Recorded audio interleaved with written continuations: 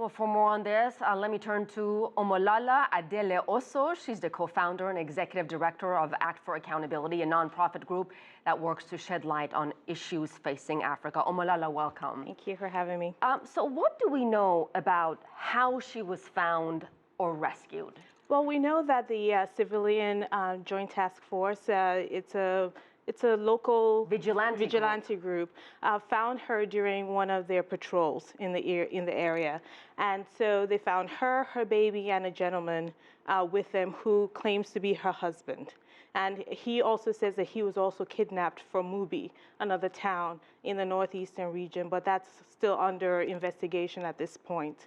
Omolola, tell me about these local vigilante groups. Did we even know about their existence? Well, yes, we did. Unfortunately, because of the failure of the military, Nigerian military, to be able to secure certain areas, civilians have had to resort to banding together to protect themselves. And that's what you see. And some of these task forces in the past were funded by local politicians to protect themselves. And since then, they've expanded their use to fighting back against Boko Haram. You know, of course, finding one girl is remarkable, but there's more than 200 others who are still in captivity. So is there a possibility this young girl who's gone through so much the past 2 years can provide key information? We hope so. From reports that I've had from the people in Nigeria, well, she's on her way to Abuja to brief them with intelligence. And so we hope that she has tangible information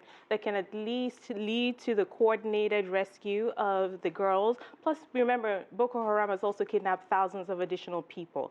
So we have thousands of people still in captivity, and she's also confirmed that many of these girls that were taken from Chibok in this initial 276 group are still alive. 6 of them, unfortunately, have passed away.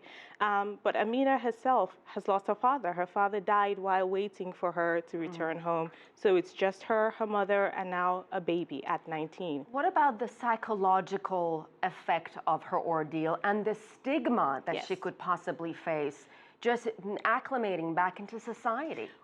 Unfortunately, this is where I think the government needs to do a lot more.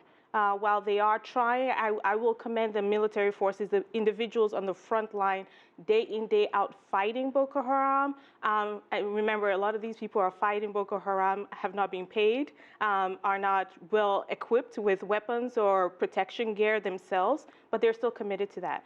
But when it comes to the psychotraumatic help needed, it is very, very lacking. I'm in talks with local community groups that are trying to provide psychotraumatic help for women who have been rescued and are trying to reintegrate into the society. It's really hard because there have also been incidents in IDP camp, internally displacement camps, where you've had attacks by suspected Boko Haram, former victims turned suicide bombers who've attacked these camps. So the fear of someone who's been rescued from Boko Haram returning and being placed into one of these camps comes with real stigma and fear from the people who are supposed to protect them and keep them safe as well. And speaking of protecting them, the Nigerian government, are you surprised that 2 years later, one has been found, and because she stumbled in the jungle, and not by the Nigerian military, but by the vigilante group? I will say, as a Nigerian, no, I'm not surprised, but I'm hopeful. And one of the things that we've shifted in our advocacy is from transforming our anger into coordinated and resilient advocacy when it comes to pushing the Nigerian president and the government and everybody involved and our allies, heck, even the United States government that is considering selling Nigeria 10 weaponized helicopters to fight Boko Haram. It's pushing back and saying, you know what, more needs to be done. The Nigerian president said this was going to be a priority. He's been in office for about 14 months.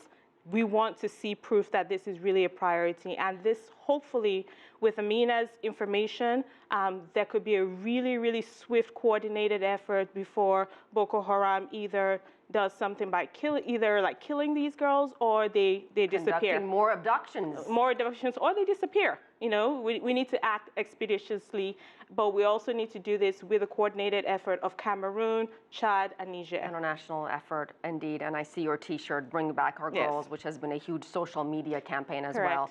Omolola Adele-Oso, thank you so much for your time. Thank you very much.